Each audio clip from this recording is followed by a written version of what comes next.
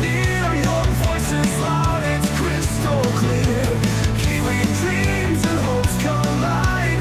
Choose the ones who'll stand with pride.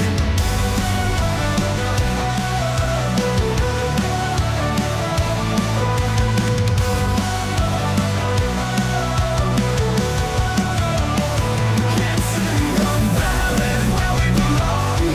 Every vote builds a nation strong. Your council, your board, your mayor in line. Together we shape this land divine. The future's written in your hand. The chance to guide and take a stand. Community rising, hearts aligned. In together we shape this land divine.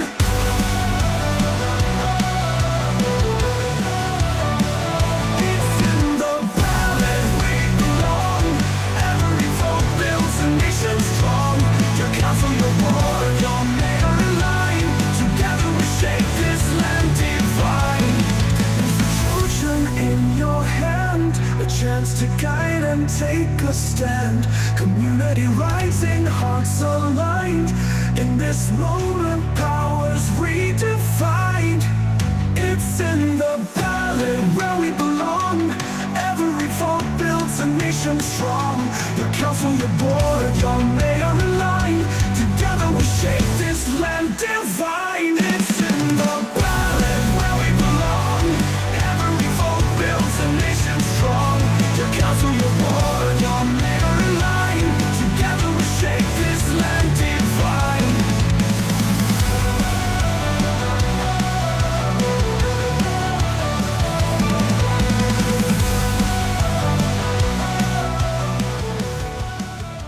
Welcome to today's It's in the Ballot show for Hamilton East Ward Part 2.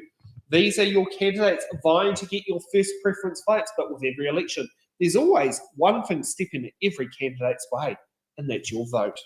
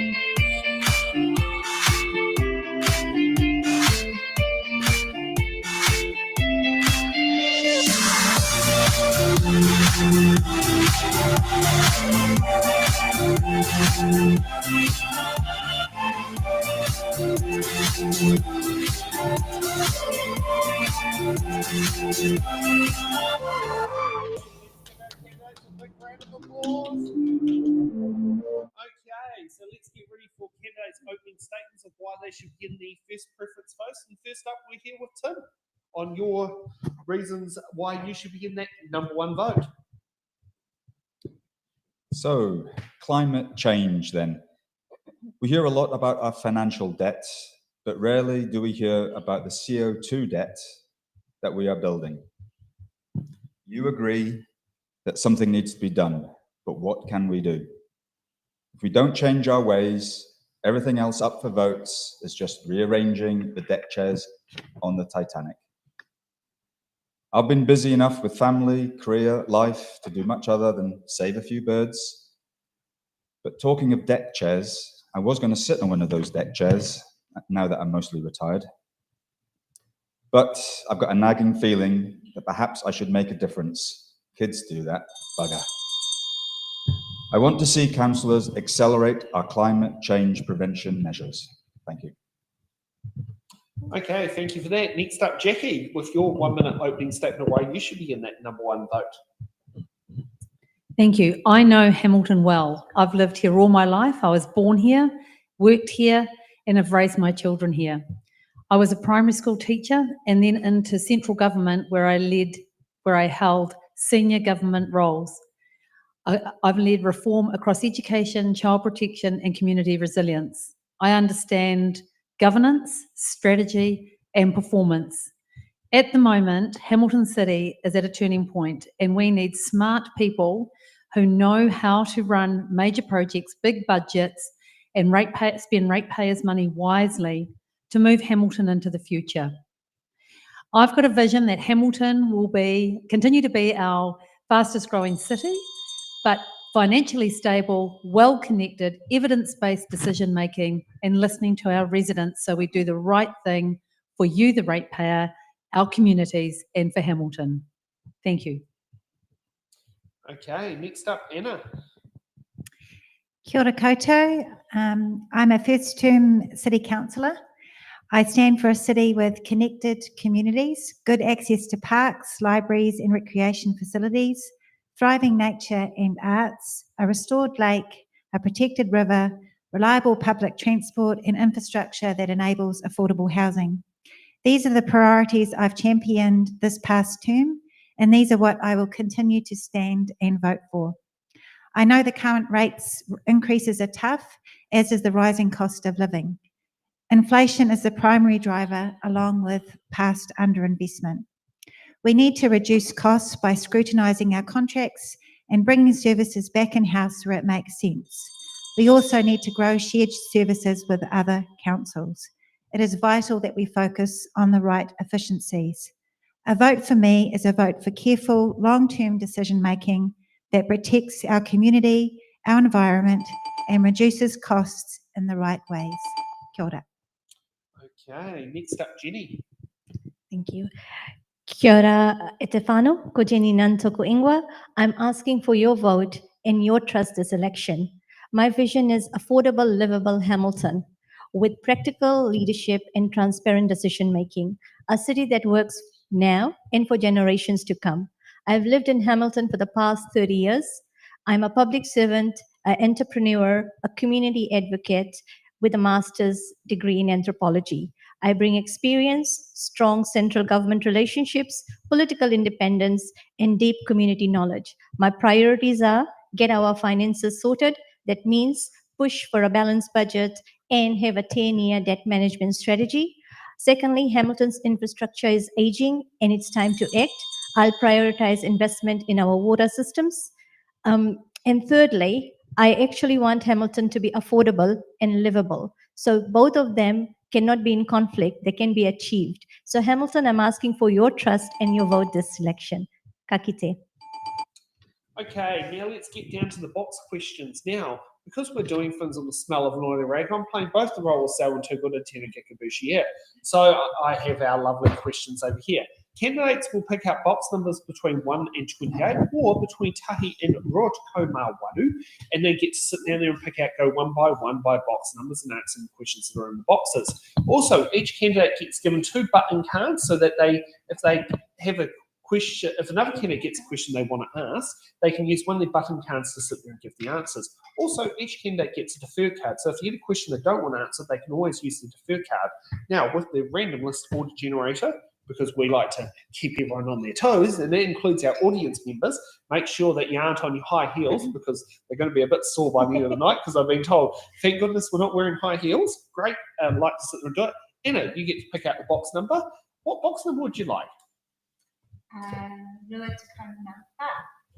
Rotikoma Whaha, no problem. And for those who are wondering, that is the age of where you no longer have to give parental income for getting the student allowance, being 24.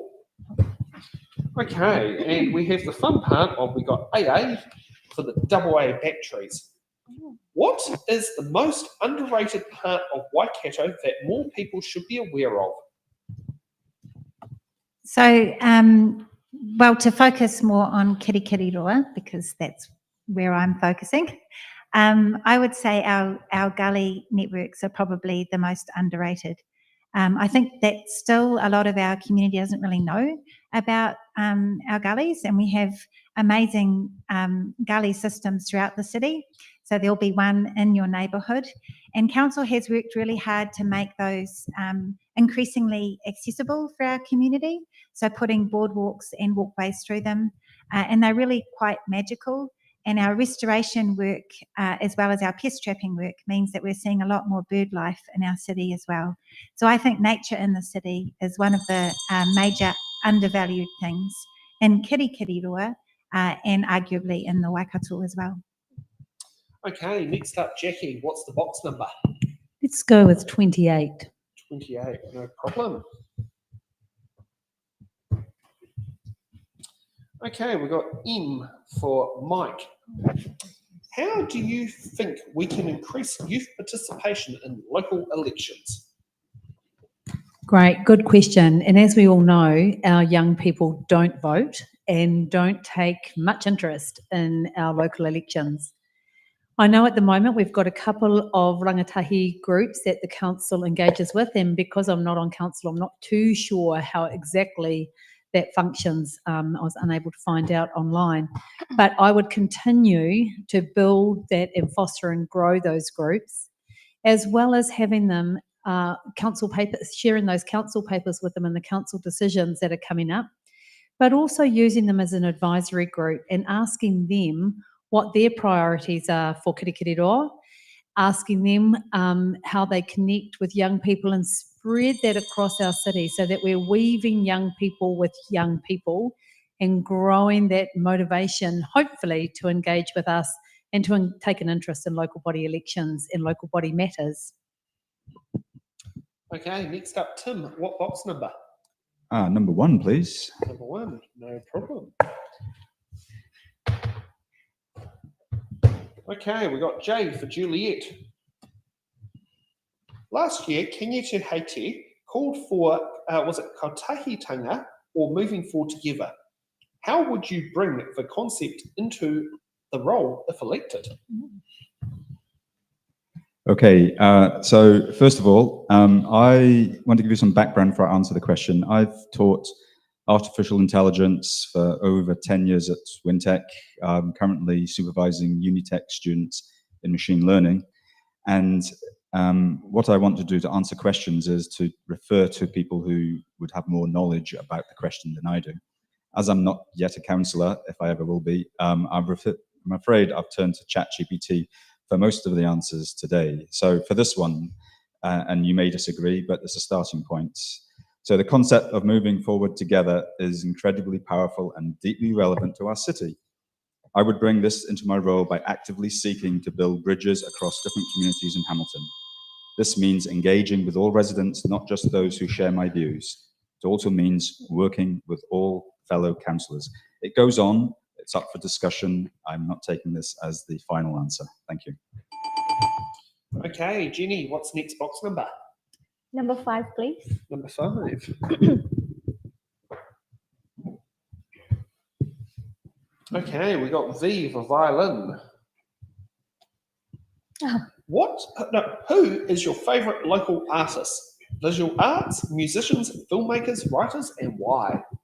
Oh, thank you for the lovely question. I'll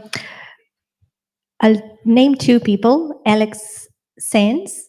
The jewelry I'm wearing at the moment is made by him, and he's a fantastic local artist. And the second person is Pawish. He's part of our little community. He's 10 years old and plays an instrument called dholak. If you don't know, you can Google it, because there's more instruments, other indigenous instruments as well that people play.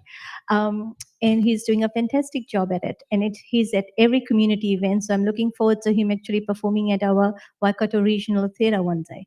Thank you. Okay, 4 questions down. We've got a new list order. Jackie, what's the next box number? 21. Oh, yes, it used to be the voting age at one point in time. Thank goodness, no longer anymore. But yes. Okay, we've got X for X-ray. Being in a position of authority representing a range of communities, how do you feel about council making a stand or declaring a stance on a national or international issue? Any member of government, whether they're local or central government, are voted there by the people. If the council is asked to take a view on a national or international issue, then we need to do that as a collective. We may not agree around the table. We may not agree with all the people who voted us there, but first of all, we would absolutely understand what our residents of Kirikiriroa are saying on the particular issue. It is our job to represent the people. We would take all that information, and then as a council, we'd need to work through that. What are the trade-offs? What's the impact of our stance? And then we would need to boldly come out with that position, but also make sure that we're bringing our residents with us so they understand why we took that particular stance. Not easy, but leadership isn't easy. Okay, we have a button from Jenny. Actually, I agree with what Jackie has said, but I'll take the opportunity to also answer this question. Hamilton is made up of 170 different ethnicities, and anything international that happens actually impacts our community here locally. So it'll be remiss of us to think that it doesn't. International affairs matters at a local level, and I'm very aware that it's not council's role, but in principle, I think we should stand in solidarity with our communities and understand how it's impacting everybody locally, because civil war overseas actually impacts us here. So we need to stand by our communities and show solidarity. And I agree with Jackie that as a council, we should discuss and in consensus take a statement and make a statement that we stand with our brothers and sisters, and how whatever is impacting them, we are walking alongside our communities and will partner with them better. Thank you.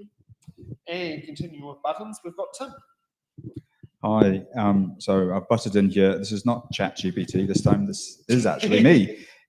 So I think we should definitely try to influence other councils to adopt the net zero challenge. So I think it's for us as Hamilton City Councillors to also work with other councils to try and get them to also aim for net zero. We should lobby the government for action that prevents climate change. For example, people often complain, things are going to cost money to do climate change initiatives, but with a law change, you could say in-lane bus stops. Why do we have in-lane bus stops? Let's make it a law that if a bus is indicating to get out of a bus stop, you have to give way to the bus. It's simple.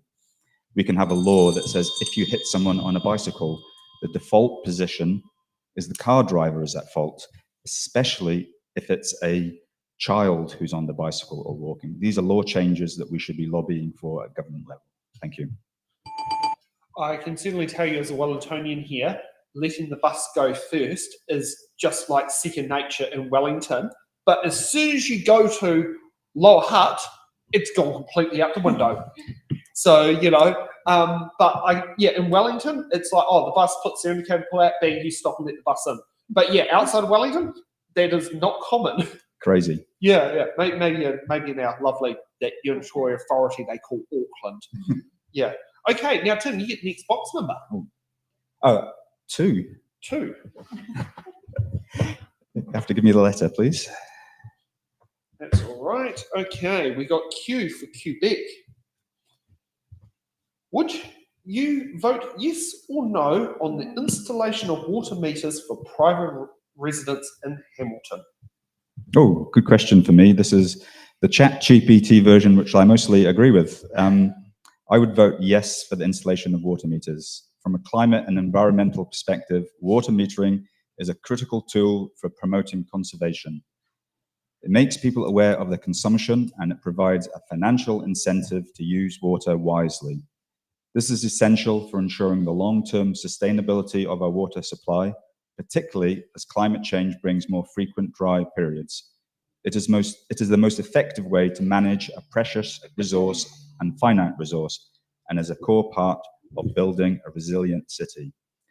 And this is definitely me speaking. I reckon we need a free allocation of water to each household to ensure that they have the basic water for sanitary requirement needs. Thank you. Cheeky supplementary. Smart water meters or dumb water meters to measure the revenue?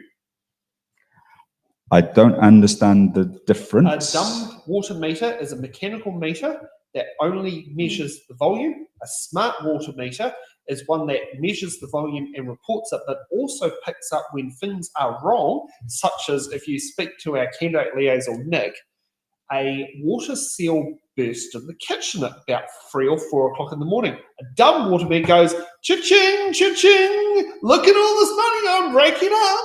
A smart water meter will go, oi, something's not right there. It's going through 1,000 litres a second. Something's not right. Shut off. And So smart sounds good. We can use smart meters for checking if elderly people are actually still up and about and doing stuff. So smart meters are great, but there's a privacy issue which would have to be carefully looked at. yeah. And on that one, for the insurance part, if a smart meter clicked it off, the you wouldn't have had like thousands of litres of water in there. So from an insurance perspective, a smart water meter may actually reduce some risks from there. So maybe our insurance industry might be. I'll swap places with you if you like. Yeah. Jenny, what's the next box number? Number 2, please. Already been taken, but we can give you number 3. I'll take that. Okay, we got C for Charlie.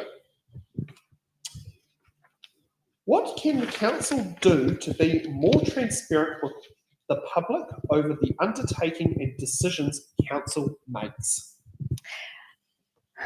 Thank you. Council can do a lot actually. During this election campaign, when decisions are made, some of the decisions are not necessarily easily understand. The community don't necessarily understand it. So I think what council can do, and this is part of my election platform, is introduce 2 things. One is have a financial dashboard. At the moment, we all the candidates are talking about money and fund, the debt levels, etc., etc., etc.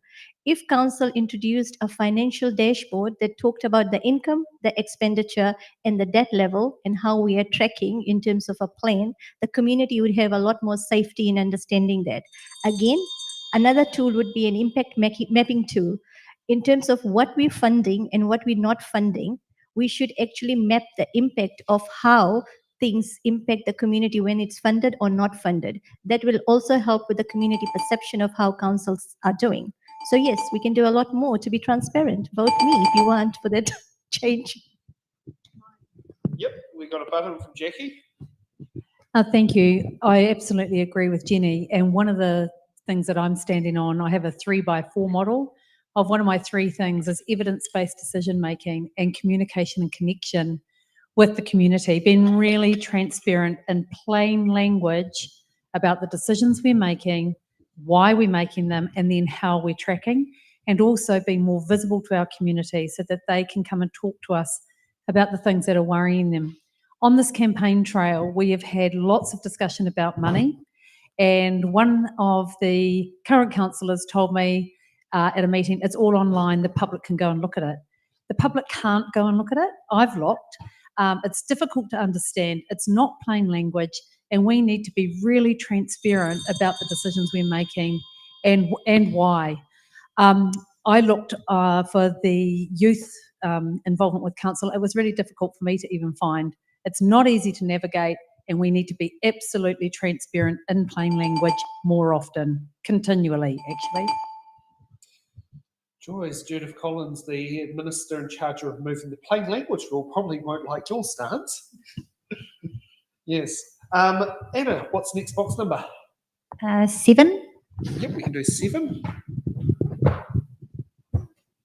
Okay, we got D for Delta. How robust are the consultation processes council uses to hear from residents around decisions facing the council?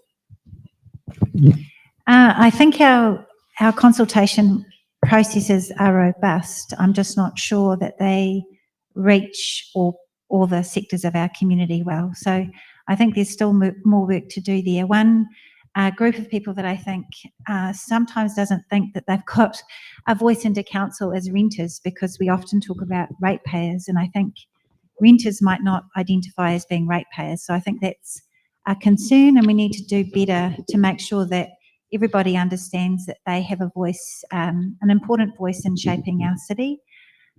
We have done some work over the last long-term plan to do some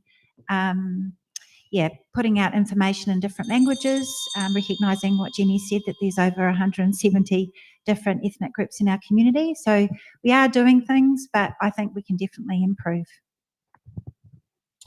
Okay, and with 8 questions down and another round, Anna, you get to pick the next box number.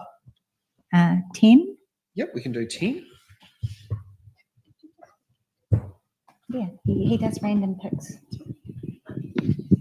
Okay, we got E for the East Coast Main Trunk Line, which runs right underneath Hamilton, and I believe there's a not-in-use train station there, known as Hamilton Central Train Station. Yes, correct.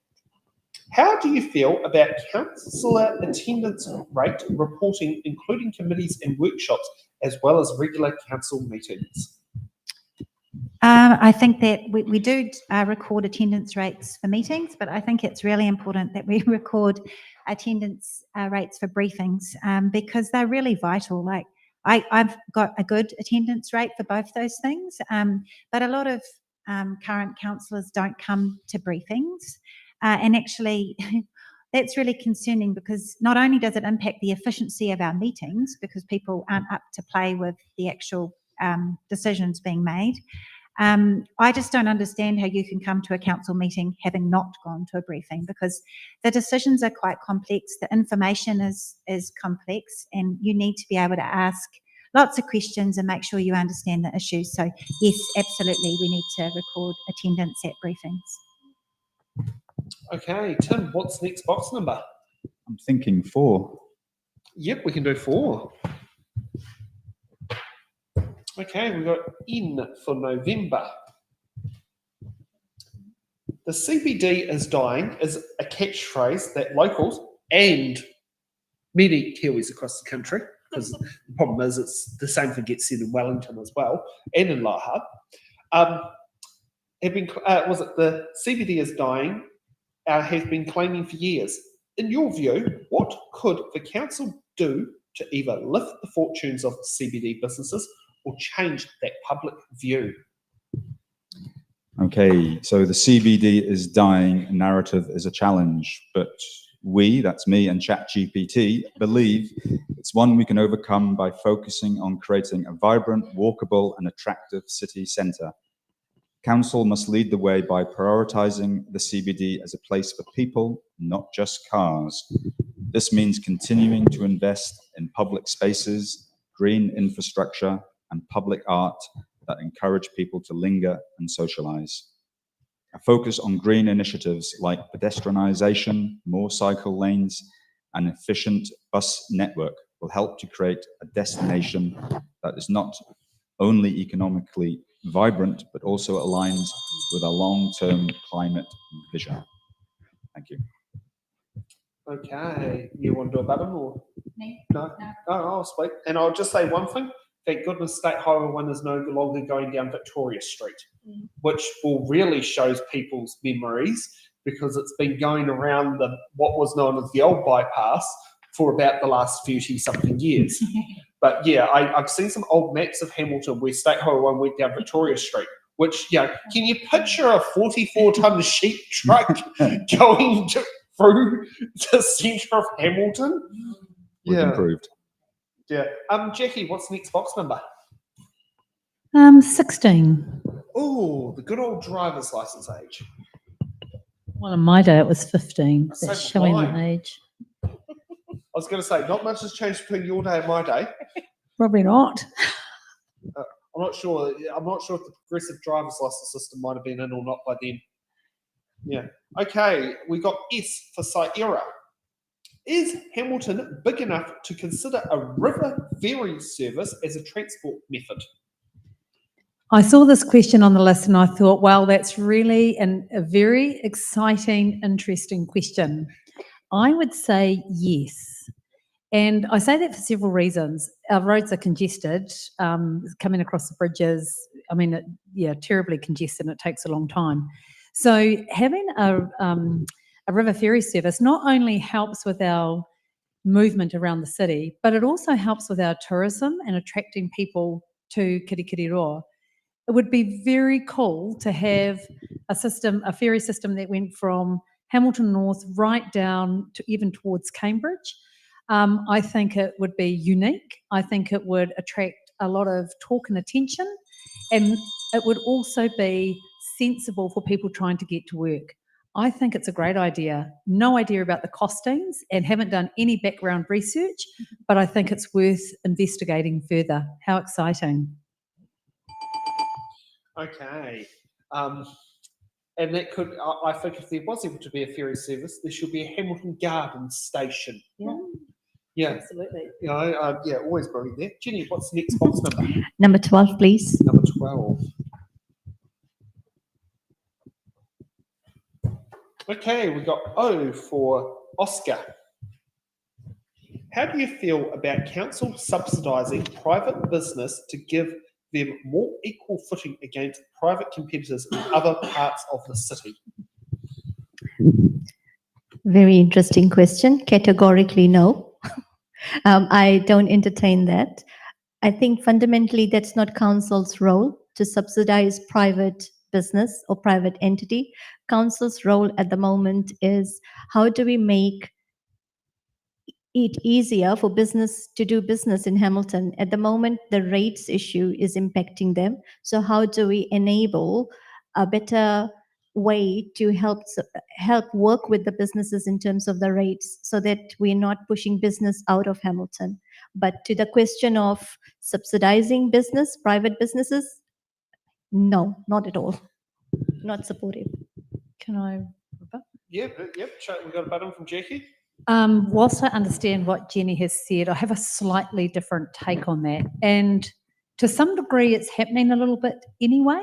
From my understanding, is there are some arrangements around internal development in the city and the development contributions. I'm happy to be corrected on that, but my understanding is that there is. The other thing I'd say is I was in Hamilton up the main street today, and I was in Garden Place, and there are so many empty shops, which doesn't help create the impression of unsafe places in the central city and unattractive. I would work with the owners of those properties to help a subsidised rent, which is not paid to the council, it's paid to those businesses, to bring businesses who are starting off into the city. Those buildings are empty at the moment. Empty is zero income.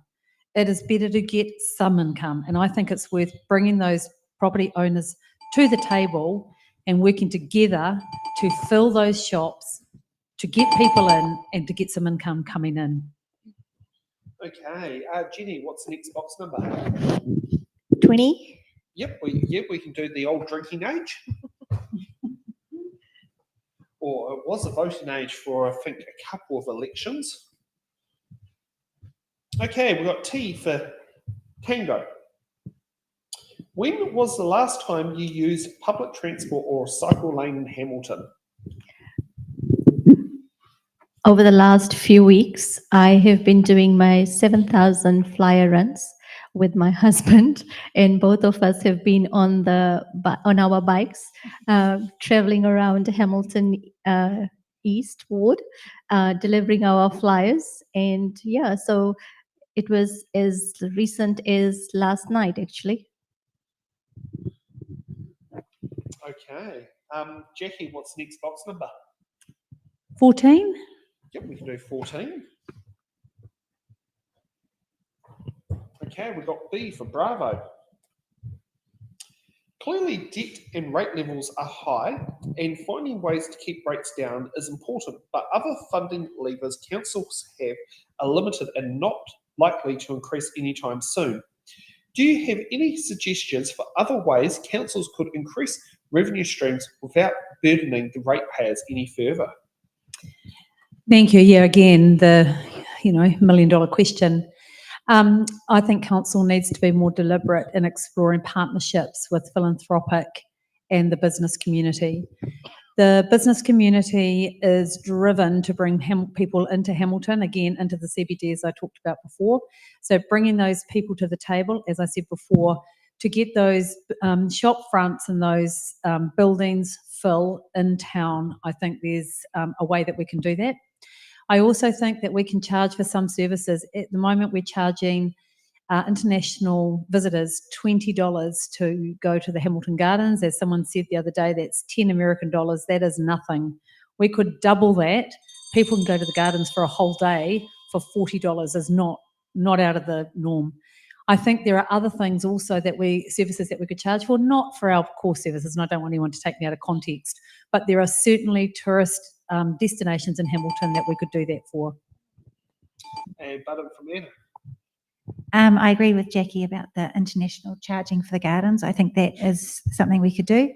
But just in terms of other opportunities, we are going to be putting a predator-proof fence around the Waiwhakariki Natural Heritage Park, and I think that's an opportunity. Not only does it have lots of benefits for nature, people do pay to go to Maungatautari Sanctuary Mountain, so obviously there's a potential market there for us and to bring in some revenue to help continue to restore that space. I also think down at the gardens there's an opportunity to work with Tainui Waka Tourism to do some more ventures together that could in turn help to return money to the gardens. They've got lots of great ideas for cultural shows and performances that I think would have a real international interest as well as local. Thank you. Okay, Anna, what's the next box number? 15? No, Oh, you've got yes. that one? Yep, we can do that Oh, one. yeah. The old driver's license age. As what was mentioned earlier about how some of our candidates got their license Yes. at 15. Okay, we've got Z for Zulu. For people visiting the city for the first time, what is the perception of the city you would like them to leave with? I would love them to leave with an impression of our city as a vibrant centre for arts and culture and creativity and also nature. So I think the regional theatre is going to do wonders for our city. I think it's going to help with the CBD activation. I also think our events are wonderful. Our balloons over Waikato and other events that we have, Matariki in the city, those sorts of things are I think, experiences that if people came into the city for, they would leave with a good impression, and I hope they do already. But definitely our arts community is thriving in Hamilton, and we need to do what's required, particularly in the grants area, to ensure that council is supporting the arts community as it has done previously, and just continue that. Okay, Tim, what's the next box number? I think it might be 5. Unfortunately, that has been taken, but its cousin number 6 is still That's the one then. Yes, thank you. there. Okay, we've got H for hotel. No, H for Hamilton. Sorry, let's ditch the whēnui alphabet and put the city's name in place. Central government has been making a number of changes to the role councils undertake, like changes to the RMA, density rule and construction code. How would you approach the constant change when it comes to the way you make a decision on behalf of the city?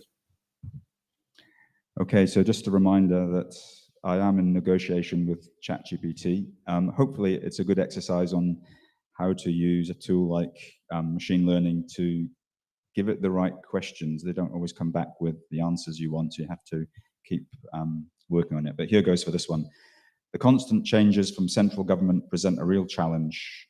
Our approach would be to ensure that every decision, regardless of central government changes, is grounded in our community's long-term strategic plan and a commitment to net zero. We need to be proactive, not reactive.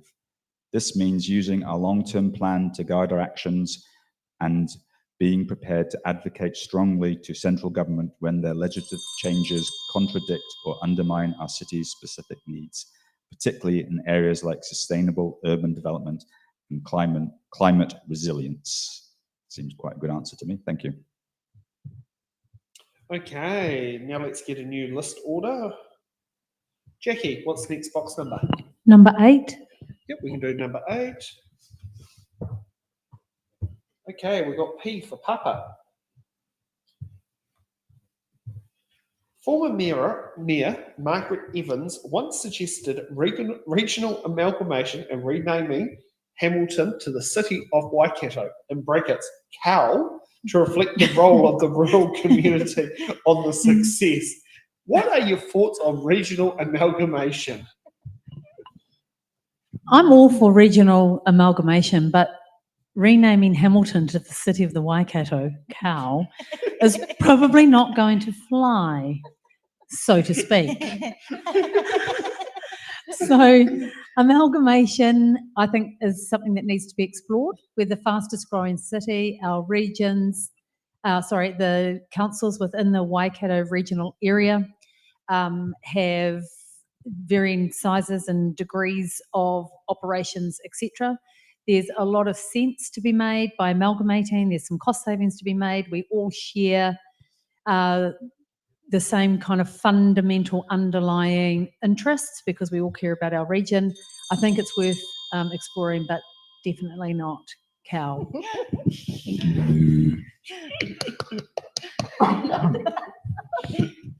Anyone want cow? Just say it. I mean, as I say, it probably would not fly just as much as Zulu Kilo, Papa India Golf, known as a New Zealand registered flying pig, would not fly. Now, Zulu Kilo is what all planes in New Zealand, if they're New Zealand certified, have as the first two letters in their registration. Flying pig. No, Oh. Zulu Kilo. Oh, right. Which is, Zulu Kilo is a New Zealand certified plane. PIG, Papa India Golf, is pig, which I actually found out is not a registered New Zealand plane, probably for that reason. Yeah. Okay, Anna, what's the next box number? 9. Yep, we can do 9. Okay, we got G for golf. What are your views on the legislative inability to remove elected members whose actions bring a council into disrepute repeatedly? So it's not acceptable. So we've had experience of this this term where, well, actually, I don't know if it was consistently brought into disrepute, but it was definitely brought into disrepute, I think, with, a member being abusive towards a district mayor in another place.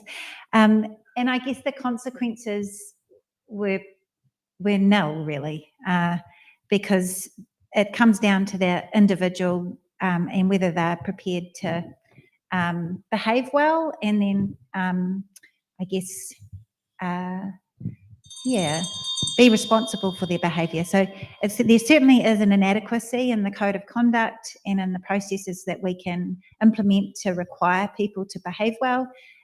We have to elect people that will behave well. I think that's a very important first step, but we also need to make sure there are decent consequences for bad behaviour. Okay, Tim, what's the next box number? I'm going to change tactic here. What's the last number I can choose? 27. Let's have 27 if it's still available. Okay, we got L for Lima. Do you support increasing the number of wheelchair accessible bus stops, which means wheelchair users don't have to deal with grass and mud to travel? Absolutely. This is not just about convenience. It's a fundamental issue of equity and human dignity. An accessible city is a city for everyone. Increasing the number of wheelchair accessible bus stops is a core part of building a truly inclusive public transport network. It also aligns perfectly with our climate goals. The more accessible and reliable our public transport is, the more people will choose to use it, reducing the city's overall emissions. Thank you. Okay, Jenny, what's the next box number? I will go for 23, please. Sure. Can't say much about that age. There's not much about 23. Okay, we've got F for Foxtrot. How do you feel about the government's plan to create an independent arbiter for code of conduct complaint processes with a nationwide level of responsibility and outcomes? Thank you. I think it's a fantastic first step at the moment. With code of conduct at the local level, I think it doesn't hold much weight or consequence at all. So having a national standard definitely helps, and hopefully there's some consequences attached to code of code of conduct as well. There's no use just having a piece of paper that doesn't get implemented.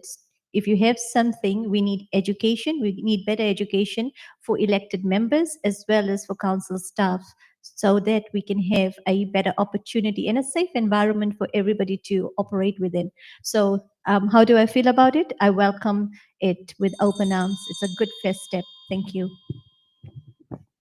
Okay. Anna, what's the next box number? 13? Yep, we can do 13. Okay, we've got U for uniform.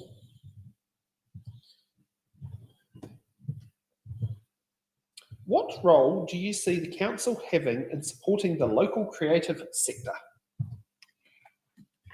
I think we need to continue with what we're doing currently. So we do have a grant scheme, which is of benefit to many of our creative groups and organisations in the city. And we have a very close working relationship with Creative Waikato, which needs to continue.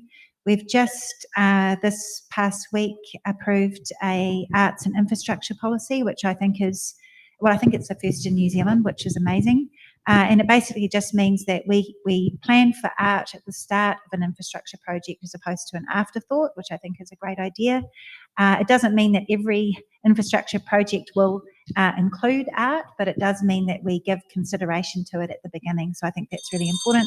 Our events policy is also just been, we've just developed, and that is intended to make events easier for groups and organisations to run in the city. So hopefully less red tape and easy to get things off the ground.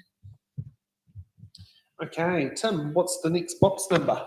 Might be 26. Yep, we can do that one.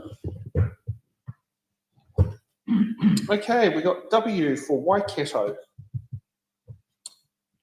What should we do with Captain Hamilton's statue? Well, me or ChatGPT didn't really have an answer for that, but I'm assuming it's in a box at the bottom of a council building somewhere. Maybe we could melt it down and make little exact copies to sell at the Gardens shop. Thank you. Button. Let's button from Yeah. Anna. I'll just button because I think, you know, this isn't needing to be as controversial as it's made out to be. That the statue can have a home, I believe, in the museum, and it can come with great context because a lot of people don't know the story of Captain Hamilton. He never came to Hamilton. He was killed in Gate Pa.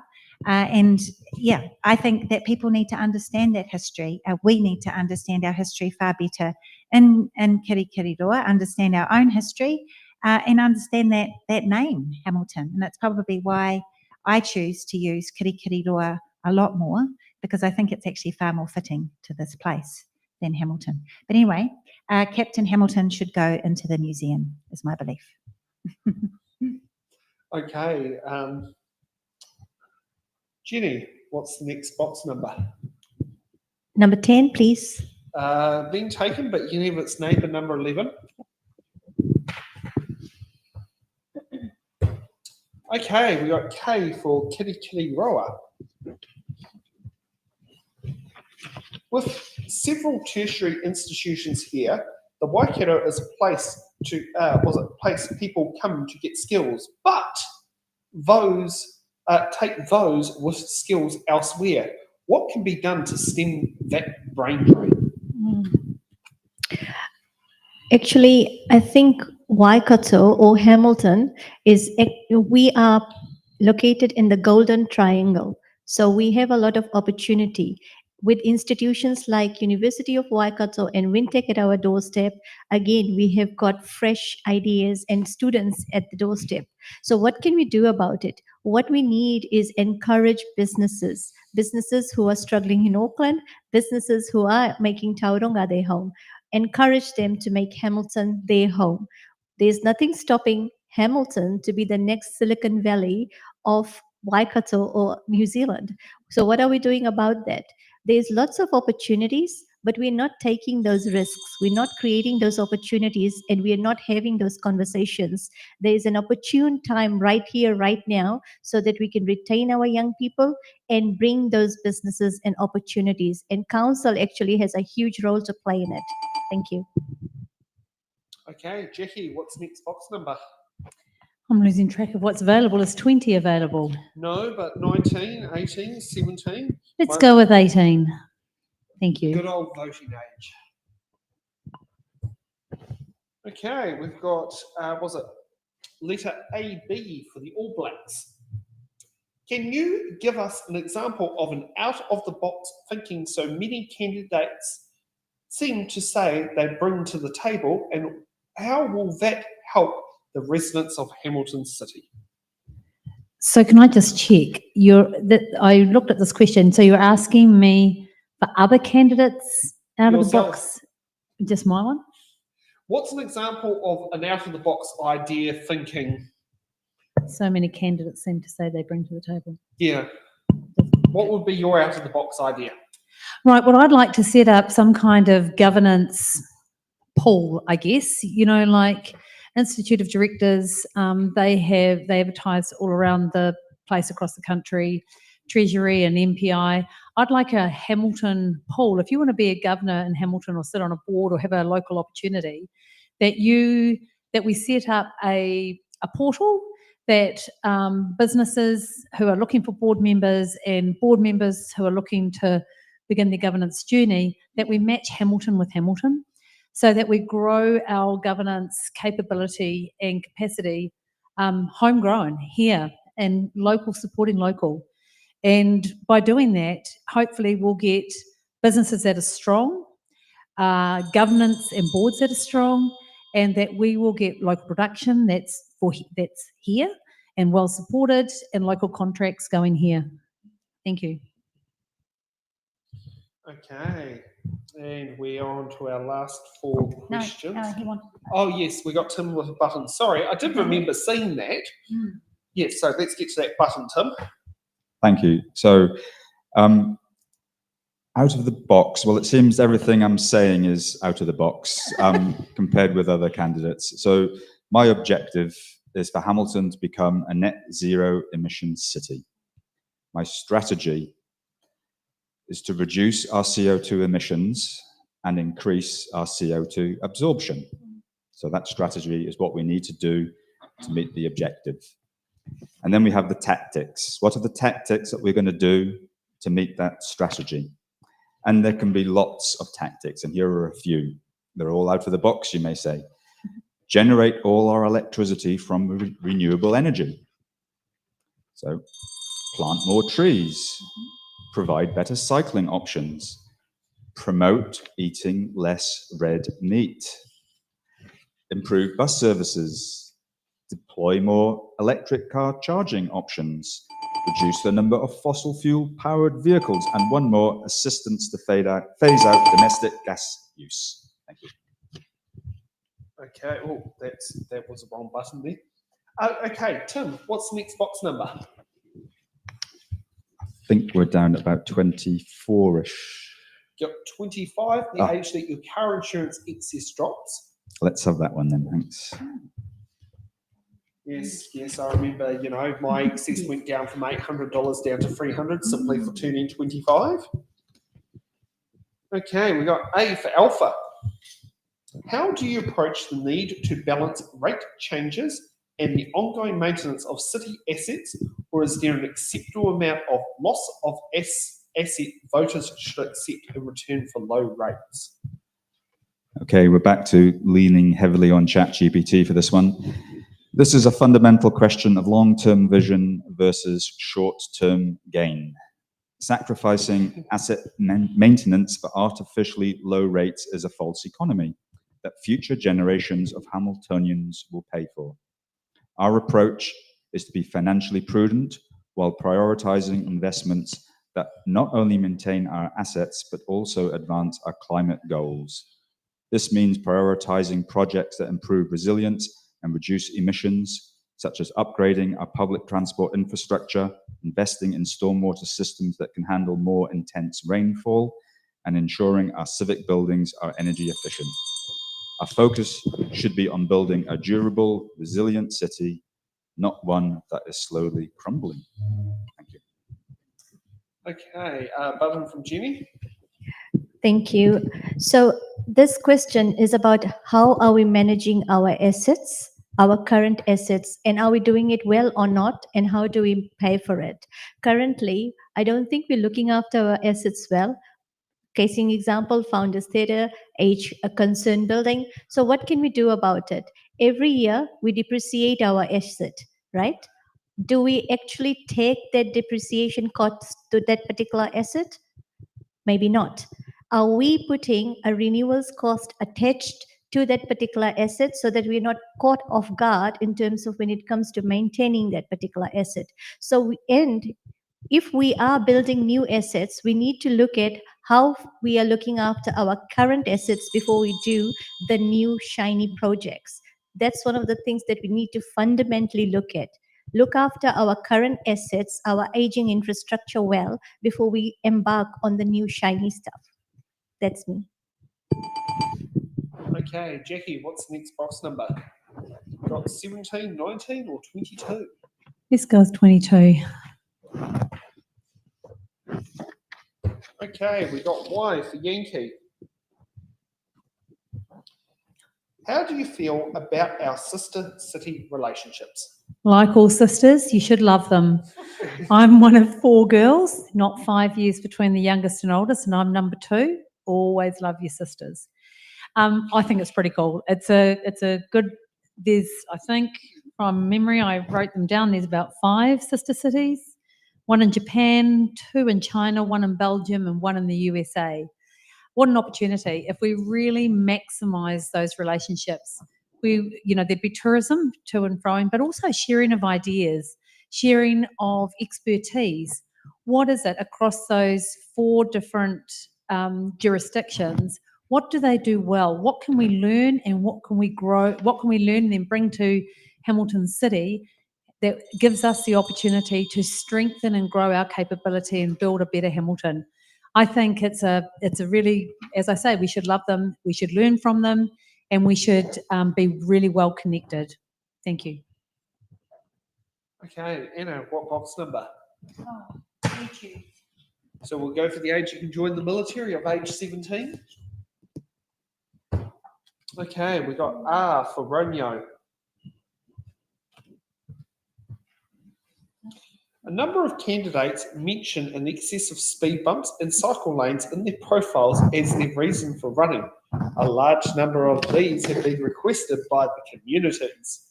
How do you weigh up the balance between commuters who travel by car and commuters who choose buses, bikes, and walking, and what they need in terms of infrastructure changes you support? So I guess one of my concerns is that if we don't invest in the alternate transport options, we're going to have an increasingly congested city. So that's one of the reasons that I do support investing in, we don't control the buses, that's regional council, but investing in public transport infrastructure is really important. Investing in cycleways is important because particularly focused, I think, on enabling safe journeys to school. I think that we all know how congested our roads are during school term, but actually in the holidays, not so much. So there's obviously some work that we can do some more in that space. We all use footpaths, so I think footpaths are absolutely critical and we need to make sure we maintain them well. We're probably not doing as well as we should do with footpaths, but that partly relates to central government funding as well. But absolutely think we need to invest in a variety of transport options. Okay, Jenny, what box number? 21? No, unfortunately, that one's taken. You can choose 19. Yes, I'll go for that.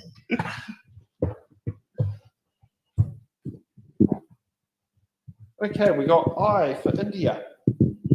How do you feel about the continuation of Manga Māori representation in committees alongside their Kirikiriroa Māori ward councillors.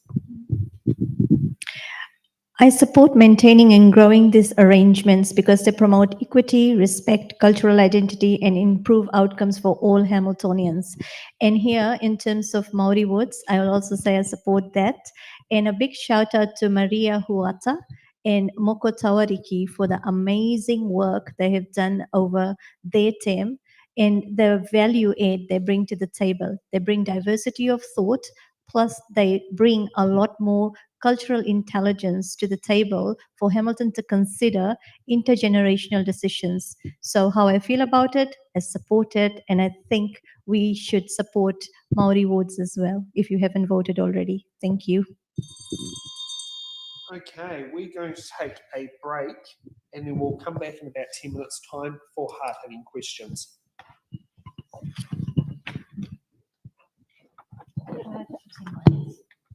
Emergency management.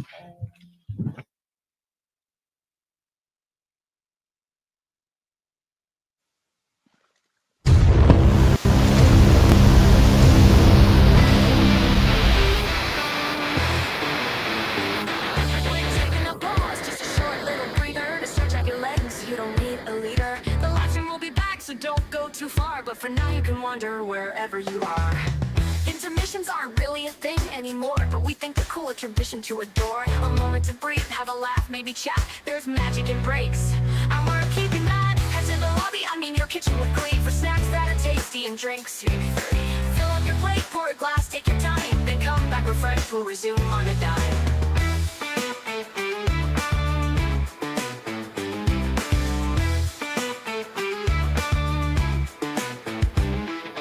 Head to the lobby, I mean your kitchen with glee, for snacks that are tasty and drinks. Maybe three.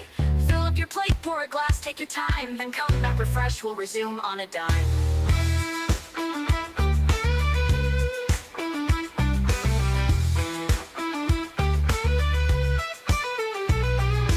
Head to the lobby, I mean your kitchen with glee, for snacks that are tasty and drinks. Maybe three. Fill up your plate, pour a glass, take your time, then come back refreshed. We'll resume on a dime. Head to the lobby, I mean your kitchen with glee, for snacks that are tasty and drinks. Maybe three. Fill up your plate, pour a glass, take your time, then come back refreshed. We'll resume on a dime.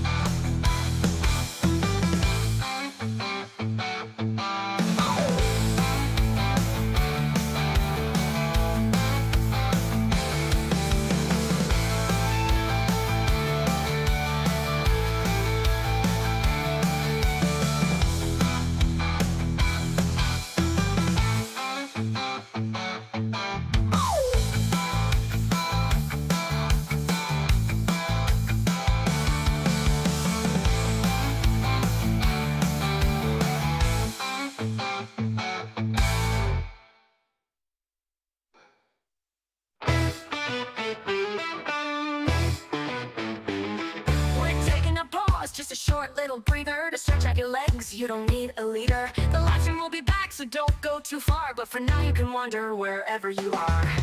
Intermissions aren't really a thing anymore, but we think they're cool, a tradition to adore. A moment to breathe, have a laugh, maybe chat. There's magic in breaks, and we're keeping that. Head to the lobby, I mean your kitchen with glee, for snacks that are tasty and drinks. Fill up your plate, pour a glass, take your time, then come back refreshed. We'll resume on a dime.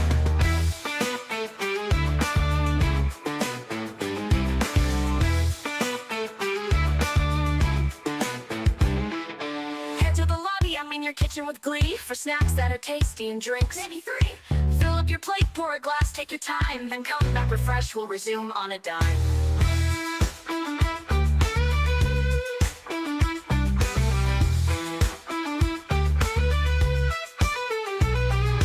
Into the lobby, I mean your kitchen with glee, for snacks that are tasty and drinks. Maybe 3. Fill up your plate, pour a glass, take your time, then come back refreshed. We'll resume on a dime. I mean your kitchen with glee, for snacks that are tasty and drinks. Fill up your plate, pour a glass, take your time, then come back refreshed. We'll resume on a dime.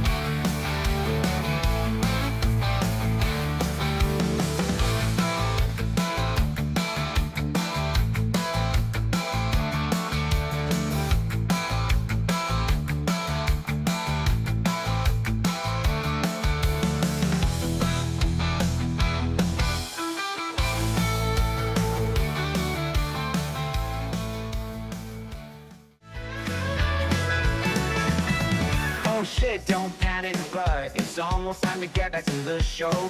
The candidates have stretched their legs, been partying, taking a break. Cause there's still hard-hitting questions, closing statements and stuff you wanna know. So grab those snacks for their answers and prep for decisions you need to make. Oh, oh, oh, oh, oh, oh, oh, oh. The candidates have stretched their leg. The candidates have stretched their legs, been partying, taking a break. Oh, oh, oh, oh, oh, oh, oh. There's still hard-hitting questions, closing statements and stuff you wanna know. So grab a snack you wanna know. So grab those snacks, hear their answers and prep for decisions you need to make. Oh, oh, oh, oh, oh, oh, oh.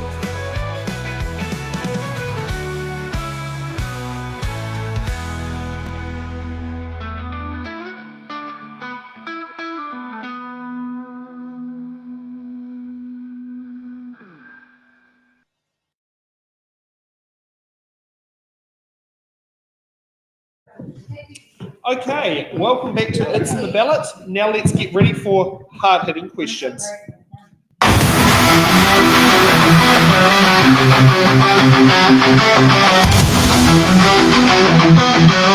Hard-hitting questions. We don't need to put in one does a question because every candidate has an answer. The hard-hitting questions.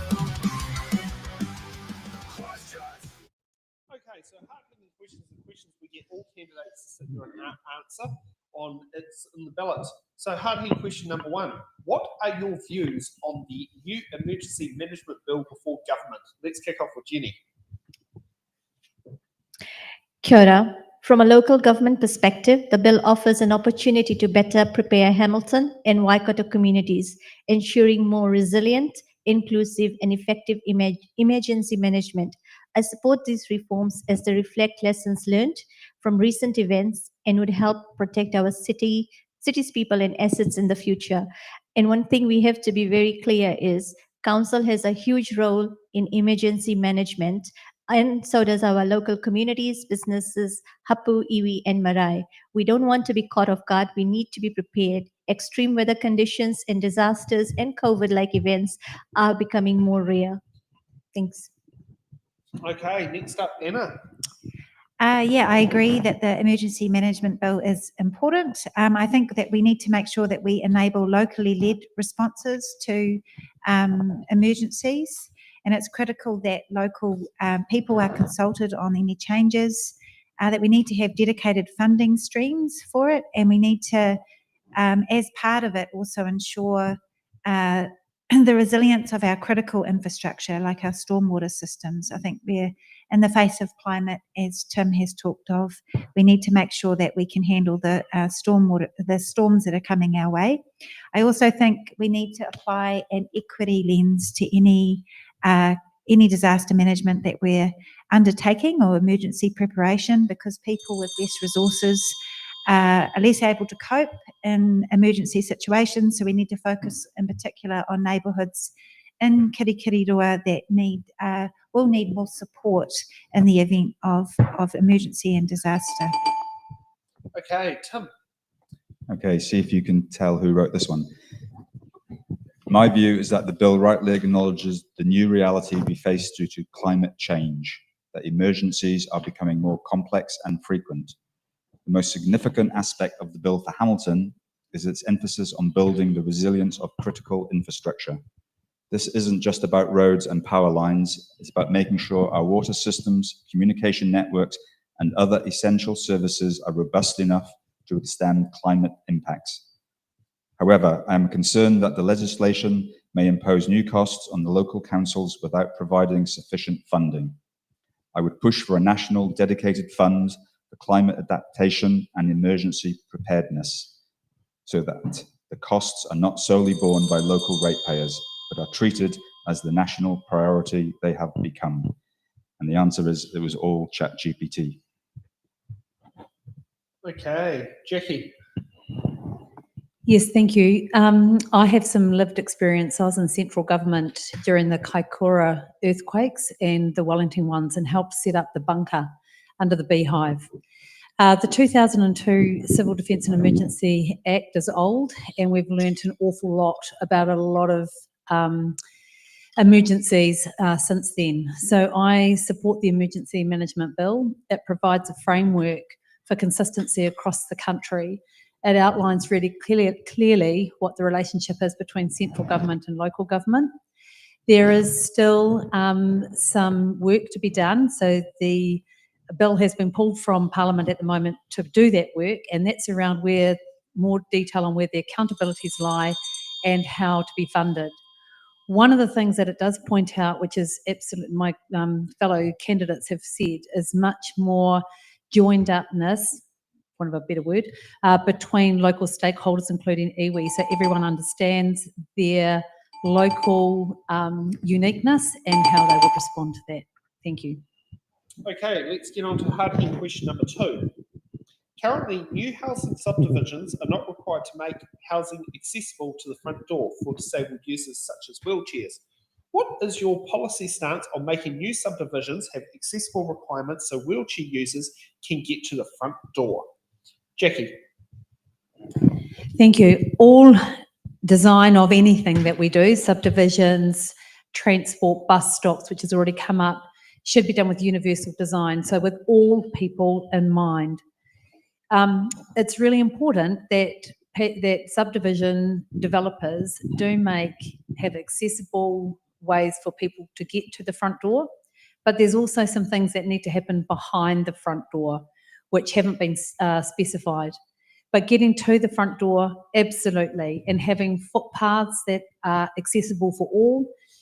We need designs of subdivisions to include parks, roading, transport options, universal design for everybody. And Hamilton needs to have a label that says this is a place to come to, we're accepting of all, and we ensure that all of our citizens live a wonderful, valuable life. Okay, Tim. Okay, this first bit is me. 27 years ago, a friend of ours fell off his ladder and broke his back. He's been in a wheelchair ever since. I know it's 27 years ago because our firstborn was about a week old, and we were so traumatized that we actually left her in his hospital room as we were leaving. And he said, "Haven't you forgotten something?" Anyway, I saw him this weekend, and he mentioned the fact that he still can't go and see his friends because they don't live in accessible housing. And I thought, oh, bugger. He reckons that a certain percentage of all new builds should be accessible. Certainly where you've got multi-story buildings, there's no reason why all the ground floor can't be accessible. So I hadn't even occurred to me before he mentioned that this weekend. So that's definitely what I'd like to see doing. That was all me. Thanks. I'm wondering if that friend's called Tony, but that's definitely not the same friend because how they both ended up in wheelchairs are very different ones. But it's interesting, my friend Tony said the same thing in the lead up on the same weekend about difficulty visiting friends and neighbours. Martin is his name. Yeah. Okay, Jenny. Thank you. I strongly support including clear mandatory accessibility requirements for new subdivision. If we haven't already known, Hamilton, Waikato region, and New Zealand as a whole, we are an aging population. So we need to have universal design principles from the get-go.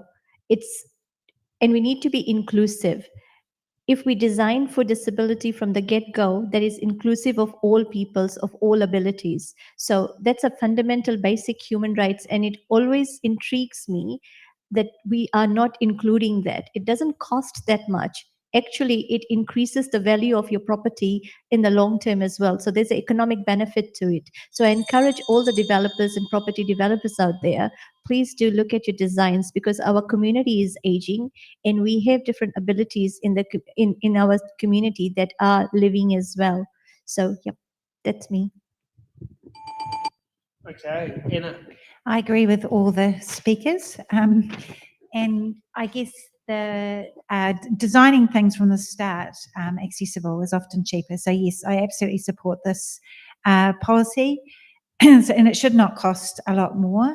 I agree that with Jenny that we've got an aging population. So disability is going to affect all of us or many of us during our lifetime. So this policy is beneficial to everybody and greater accessibility works for all of us. I also think there's a need to also consider this in terms of our infill housing. Because often that's more affordable housing and perhaps more of our disability community will live in that housing. So we certainly need to extend this kind of policy throughout our developments, I think.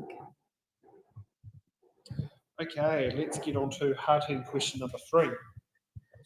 What is your position on retaining Hamilton City Council's Kirikiriroa Māori Ward and the Waikato Regional Council's Ngā Tai Ki Uta Māori constituency?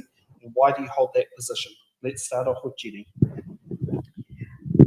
I think you've already figured out my answer. I strongly support retaining Kirikiriroa Māori Ward And the reason for it being is there's a thing called the Tetriti of Waitangi and inclusion.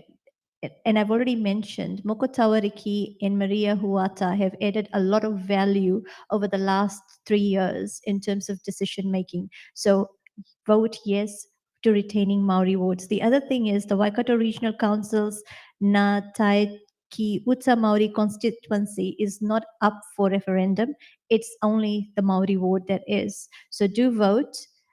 Thank you. Okay, Anna. Yes, absolutely support the Māori wards. There's only been 4 Māori elected to Hamilton City Council in its entire lifetime of the council. So I think clearly there's a room for this.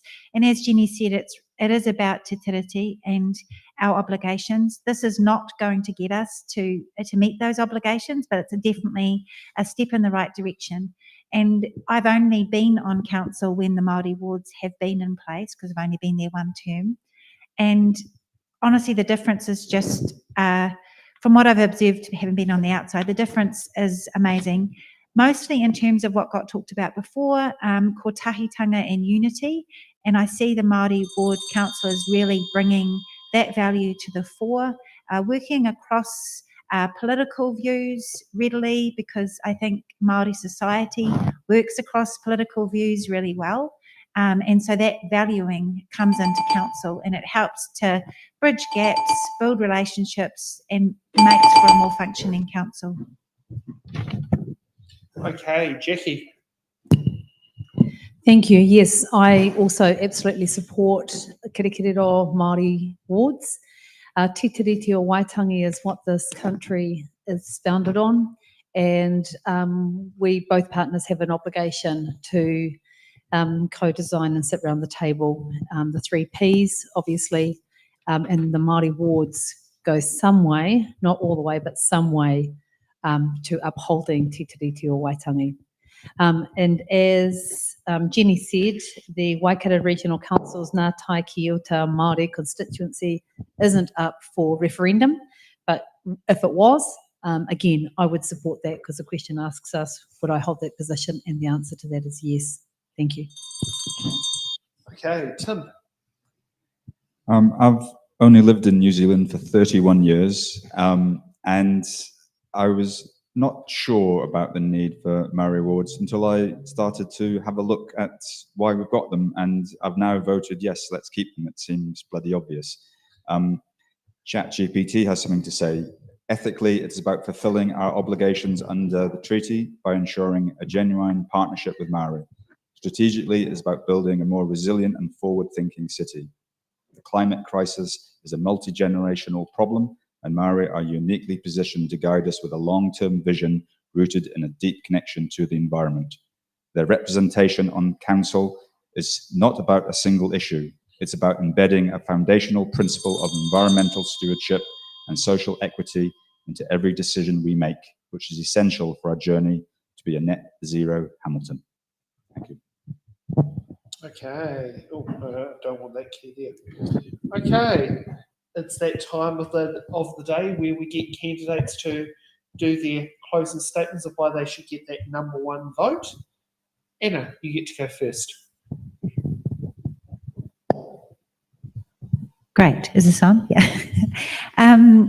Look, I have, as I said, I've been in council for 1 term, and it's such an honour and a privilege to serve the city as a councillor.